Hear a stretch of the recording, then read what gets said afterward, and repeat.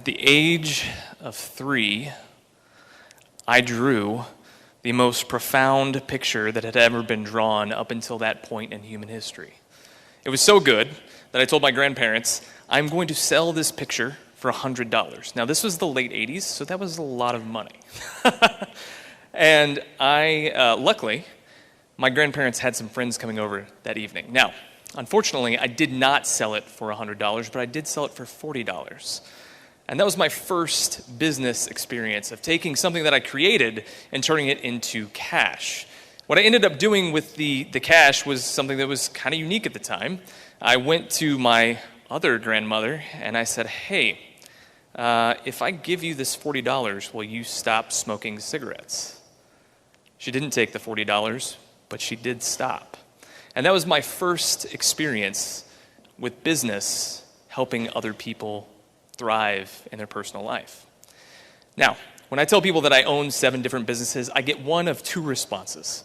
One response is, that's amazing. Oh my gosh, how do you do that? That's so incredible.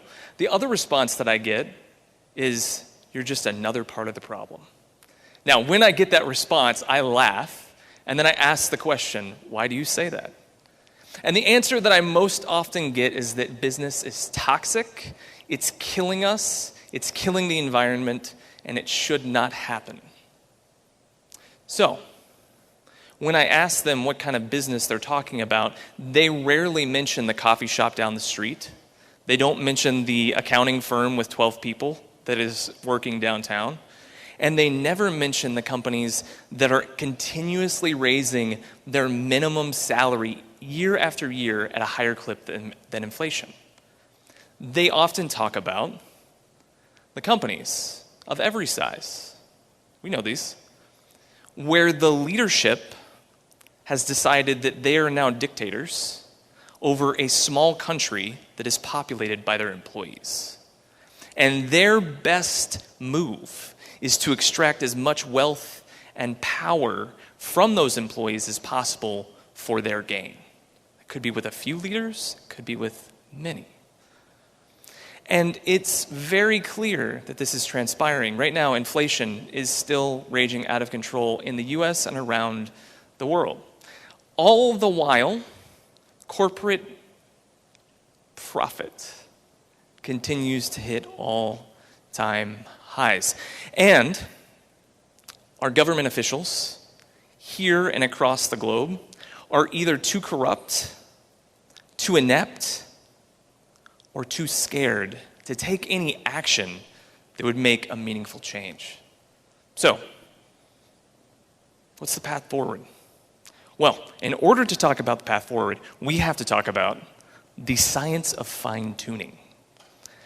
Now, if you've never heard of the science of fine-tuning, it's very, very simple.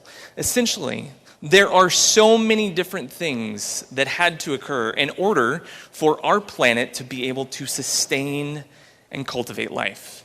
The distance from the sun is one that we all hear. We're 93 million miles away from our sun. There are other things, like the way that gravity works, the density of our planet, the way that our tectonic plates have shifted and formed.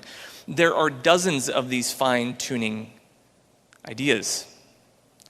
The other reality is there are these things that we know are true, but we rarely think about them in order to understand how interconnected we actually are with one another.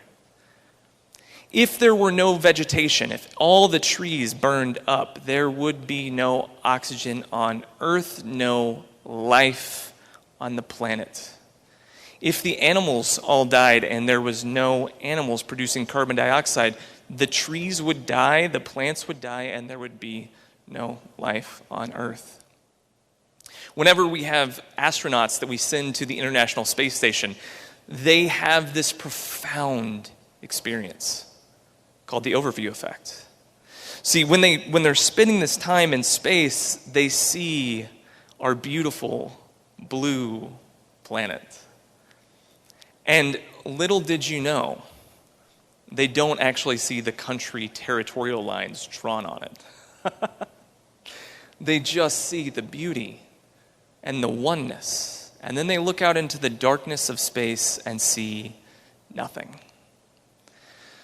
When they come home, they say things like, Why do we have division? Why is there strife between countries? Why are we fighting each other? And as we spend more and more time going to space and recreation and in business, more and more of us are going to have this profound experience as well. The experience that there's no difference between me and you. Is there really an us versus them? Or is everything that I do, my thought patterns, the things that I say, the actions that I take, directly affecting everyone else?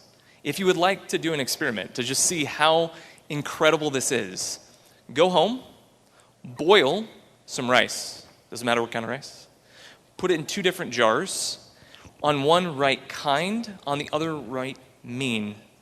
And as you speak to the kind jar with the rice in it, only say nice things, kind words. And on the other jar, only say mean things. If you do this for 2 weeks, you will notice a very distinct difference in the jars. They're not refrigerated. They're sitting out on the counter. The kind one will still be white, and the mean one will be nasty.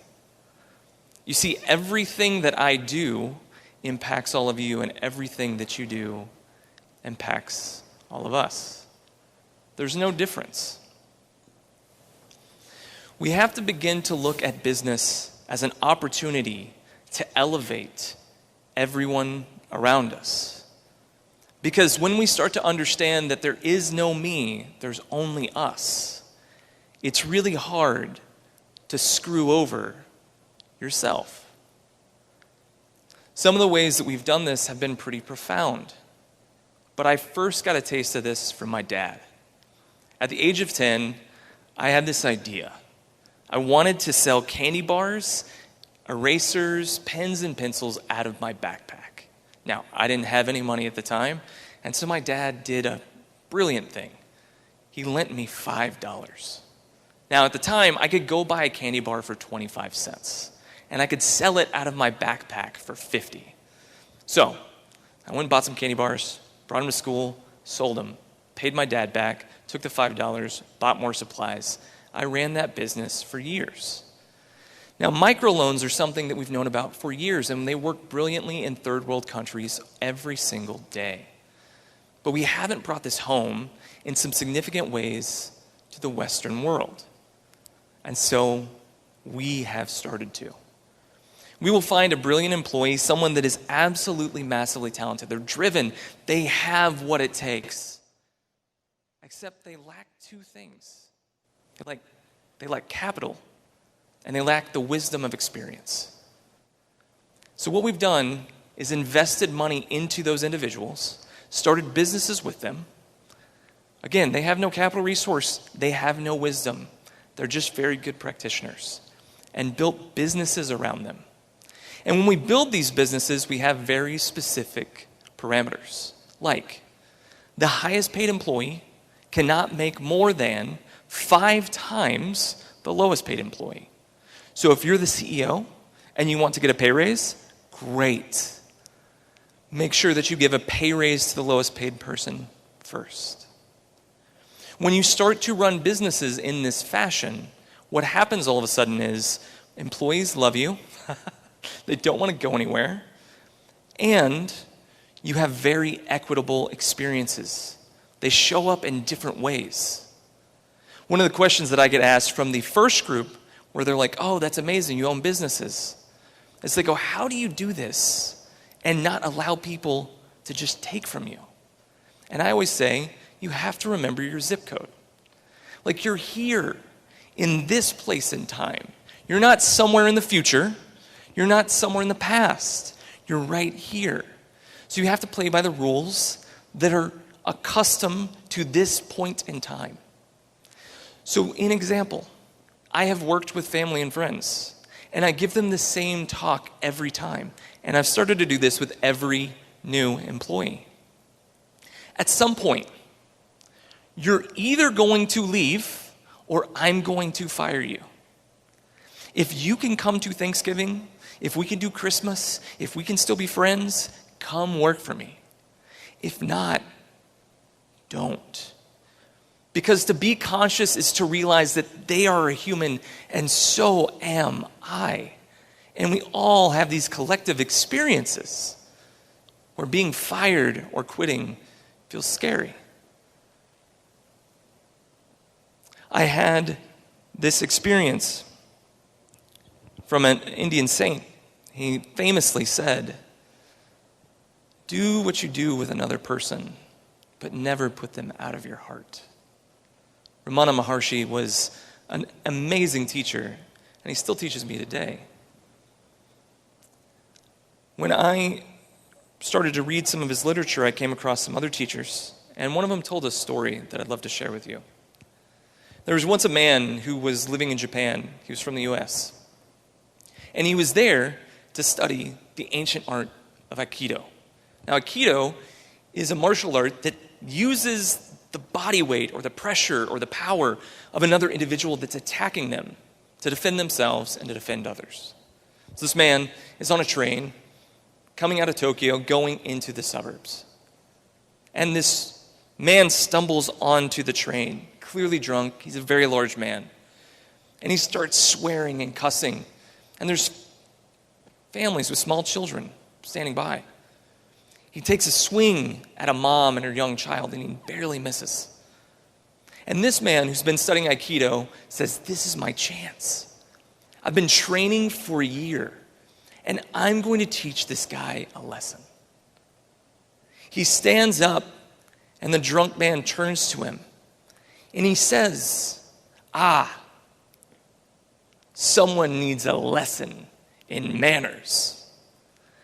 And as he goes to fight the drunk man, he hears this shrill voice. "Hey!"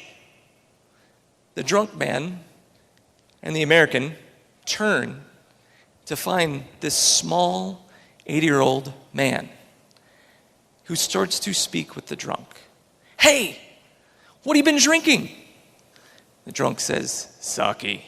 He goes, "Oh, I love sake. My wife and I, she's 81, we love to drink warm sake right by our persimmon tree. It's the one that my grandfather planted. It's absolutely incredible. And I love it when the persimmons are in blossom. And it's so beautiful." And the drunk man goes, "Oh, I like persimmons too." He says, "Oh, of course you do. And I'm sure you have a lovely wife and you can't wait to get home and see her." And he goes, "No, I don't have no wife. She died." And he sat down next to the old man. And the old man put his arm around him and he said, "Oh, I'm so sorry."